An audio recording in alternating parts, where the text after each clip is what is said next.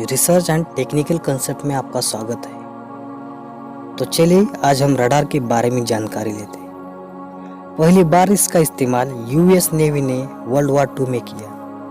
Radar का मतलब radio detection and ranging. ऐसा एंड पैसा रडार, इनके बारे में जानकारी लेते हैं। रडार का बेसिक कंसेप्ट समझ लेते हैं। रडार में 3 यूनिट होती है, ट्रांसमीटर, रिसीवर और एंटीना। ट्रांसमिट और रिसीव दोनों के लिए एक ही एंटीना होता है। जब भी ट्रांसमिट करना होता है एंटीना ट्रांसमिट करता है, और जब रिसीव करना होता है तो रिसीव करता है। ये एंटीना चारों तरफ वेव इमिट करता है। इसे एक डायरेक्शन में ट्रांसमिट करने के लिए डिश का इस्तेमाल किया जाता है। एंटीना अगर बड़ा होगा तो पिन पॉइंटेड वेव रिसीव होगी। इसे चारों ओर देखने के लिए इसे घुमाना पड़ता है। इस तरह का रडार का इस्तेमाल करके एयरक्राफ्ट के लिए सिर्फ 90 डिग्री तक ही घुमा सकते हैं, लेकिन ऐसा एंड पैसा रडार में ऐसा नहीं होता। ये अलग तरह का होता है। पैसा यानी कि passive electronically scanned array and ऐसा का मतलब एक्टिव इलेक्ट्रॉनिकली स्कैन्ड एरे।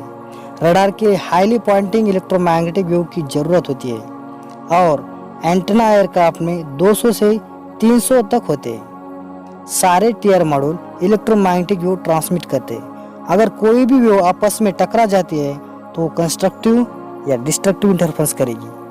पैसा रडार में एक ही फ्रीक्वेंसी पे इलेक्ट्रोमैग्नेटिक वेव जनरेट करती है, पर ऐसा रडार में एक साथ कई फ्रीक्वेंसी के इलेक्ट्रोमैग्नेटिक वेव जनरेट करती है।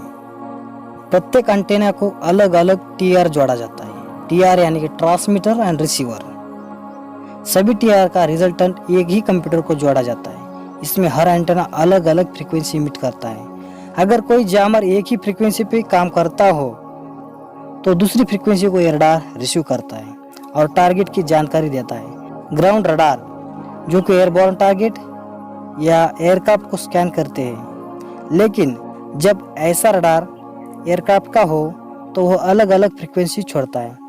इसलिए ग्राउंड रडार में वह नॉइज लगता है और वह समझ नहीं पाता। इस तरह भी पैसा रडार को किया जा सकता है कि वह अलग अलग फ्रीक्वेंसी भेज सके, किंतु यह काम बहुत ही पेचीदा हो जाता है। इसलिए ऐसा रडार का इस्तेमाल किया जाता है। ऐसा रडार में यह क्वालिटी होती है, इसीलिए उसे लो प्रोबेबिलिटी ऑफ इंटरसेप्ट कहते हैं। इसे बहुत ही मुश्किल से डिटेक्ट किया जाता है। डीआरडीओ ने ऐसा रडार तैयार किया है जिसका नाम उत्तम, जिसे बेंगलोर के डीआरडीओ के लैब में विकसित किया है। उसकी सबसे खास बात है एक बार में कई टारगेट को स्कैन कर सकता है। इसको तेजस में इंटीग्रेट किया है।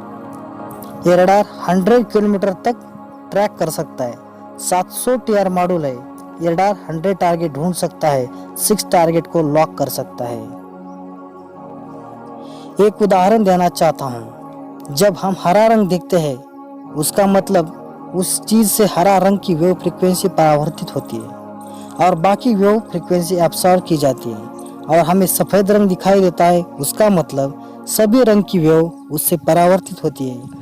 इसी तरह काला रंग दिखाई देता है, उसका मतलब सभी प्रकार की फ्रीक्वेंसी उससे एब्सॉर्ब होती है। ठीक इसी प्रकार सभी तरह के स्टेल्थ एरोप्लेन बहुत ही कम दिखाई देते हैं। कुछ वेव फ्रीक्वेंसी वह एब्सॉर्ब करता है और कुछ दूसरी ओर परावर्तित करते हैं, और रडार समझ ही नहीं पाता।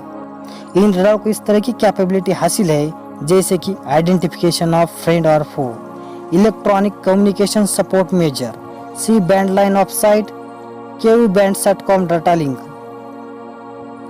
अवॉक्स में 1250 टीआर मॉड्यूल रहते हैं। इसमें एल बैंड होती है। ये 360 डिग्री देख सकता है। एल बैंड की फ्रीक्वेंसी रेंज 1 से 2 गीगाहर्ट्ज होती है।